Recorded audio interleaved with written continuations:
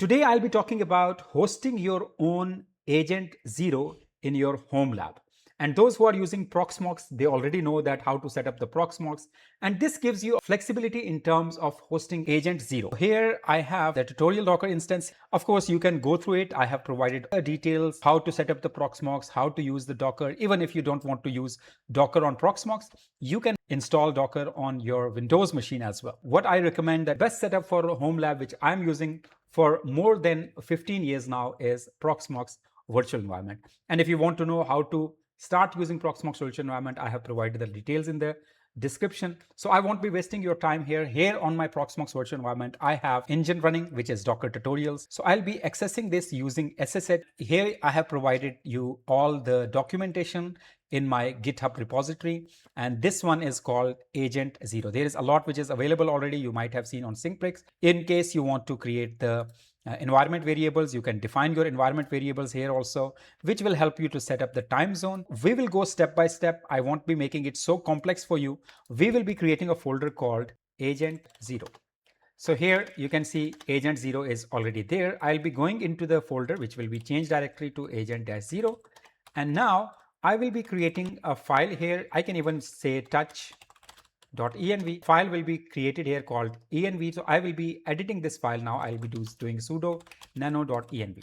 So here are the environment variables, which you can see here. This is the environment variable. I'll be simply copying this and I'll come back here and paste it. And here I have OpenAI key. Of course, you can use OpenAI or anything here. It's optional, in fact. So I will be using the key. So in case you want to get the key, you will be going to platform.openai.com, and inside the settings and API keys, you can simply click on key and you can give it a name tutorial and it will give you the key, and that key can be copied and pasted over here. But I will be using OpenRouter later. So for the time being, I'm fine with this. This is okay. So I will be using my Australia, Sydney as a time zone, and Agent Zero. And here is the data and data directory here. You don't need to make any changes here. Just simply save this. This is optional environment variable. Now we will be creating the Docker compose, sudo nano docker-compose.yaml. And inside this, you need to simply copy and paste the same content which I mentioned here. Even you can download the Docker compose.yaml directly from here. You can see this is the Docker compose.yaml. You can get the raw data also. Otherwise, you can simply copy. And once you come back here, you can simply, of course, come here and paste it here. So only one service will be there, which will be Agent Zero, and its image will be Agent Zero latest image. And then the container name is Agent Zero, and restart unless it is stopped. External port will be 5000 and internal will be 80. In case you are using any different ports, which is already in use, so you can change this port. You can even use 80 also, but I won't be doing that because I will be running various other services here. So .env, this is again the environment variable where you have defined the time zone and all of that. And this is the persistent storage where your data will be stored, and TTY for interactive application. And that's it. This is the Docker compose. And now we will be just simply starting this. So I will be doing sudo docker compose space up -d in detached mode. It will pull the latest image Agent Zero. For the first time, it will take time depending upon your internet bandwidth. But then, of course, if you want to link it with your Nginx reverse proxy, and how to set up the Nginx reverse proxy to use this as a DNS. So let us wait for this to complete. So I'll be coming back to you the moment it is 100% installed. Now here you can see container name is Agent Zero. If the agent is running right now, I'll be doing sudo docker ps. So you will see here it is running and its port is 5000. External and internal is of course 80. So we will be accessing this using port 5000. So let me open this now, which is 10.11.12.222:5000. And here you go. You can see agent is running right now. So it is 100% open source and 100% locally hosted. So you are saving entire data, entire memory within your system. You are not taking all this data outside your network.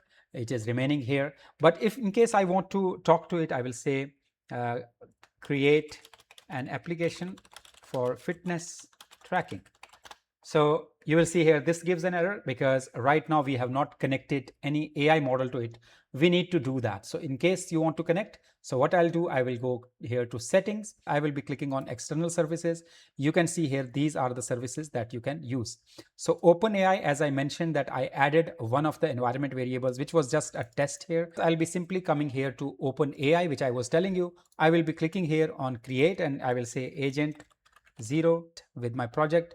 And definitely I'll be deleting this key later. Copied. So I'll be copying this key to go to your environment variable and add it there.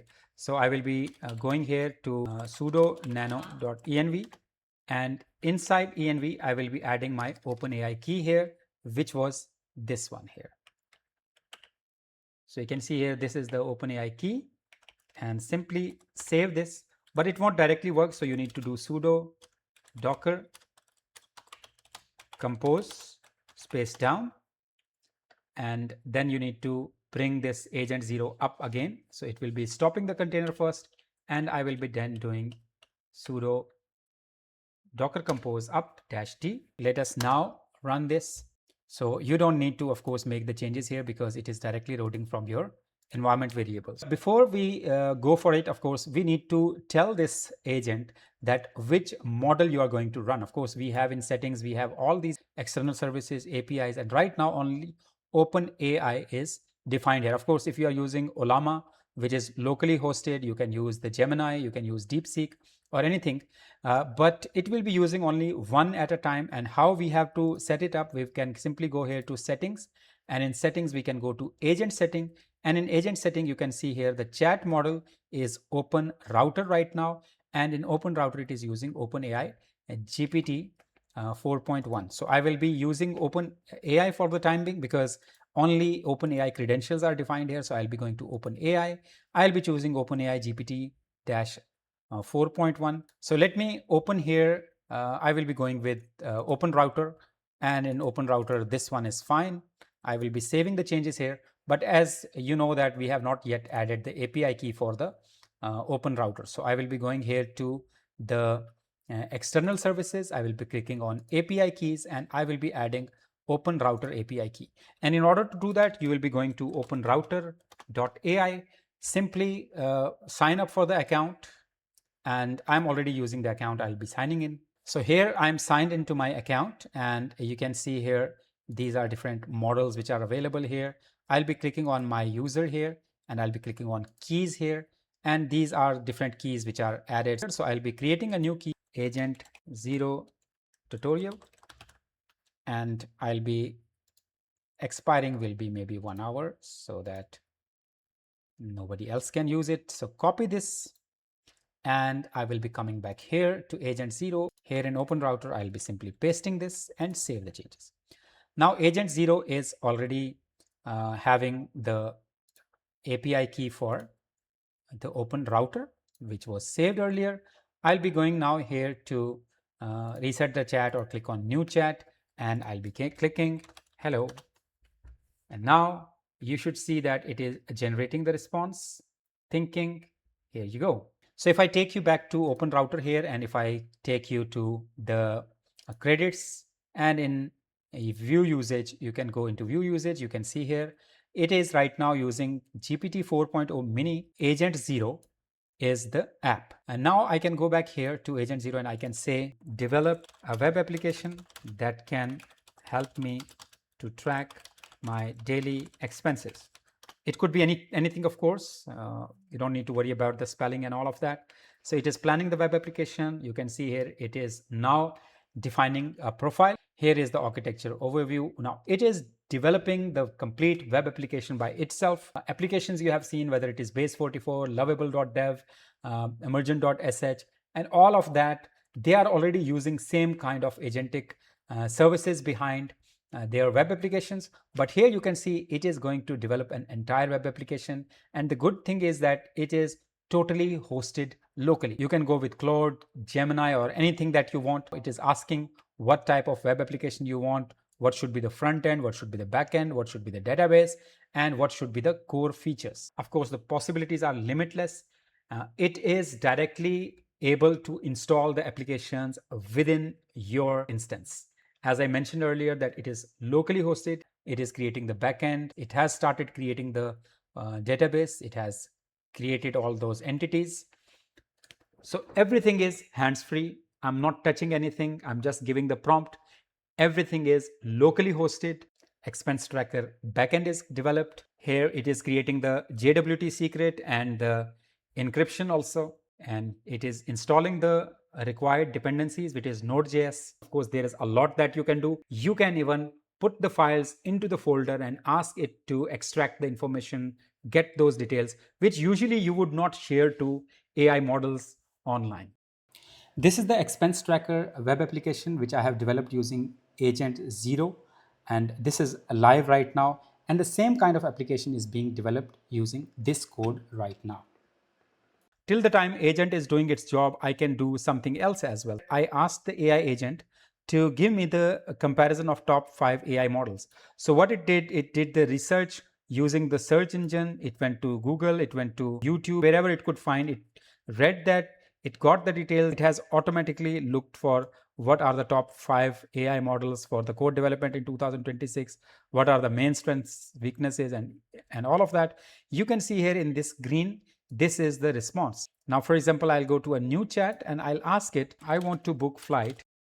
Searching the best flight comparison websites from Melbourne to Sydney. I don't need to do anything. You can see here, browser agent has opened Skyscanner. It has added those dates. It has added the source and destination.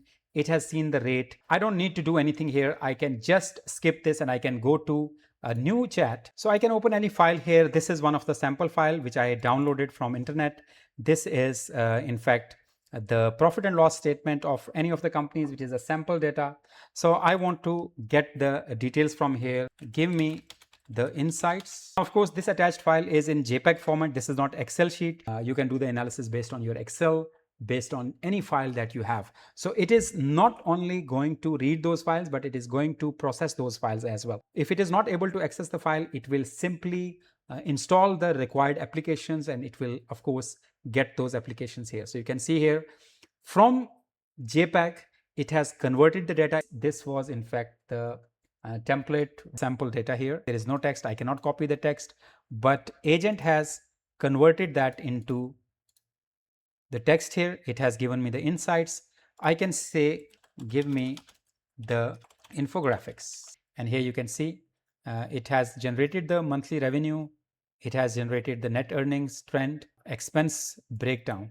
So of course you can refine it, but the good thing here is that from that Excel sheet, from that raw data, the agent has developed the complete financial infographics, which you can download. Self-hosted AI agent, which is able to do a lot for you.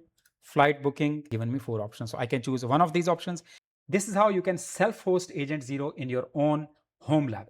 We have used Proxmox virtual environment, and I have already mentioned that how you can use Proxmox to self-host various applications. So you can have full control on your data, you can have full control on your applications.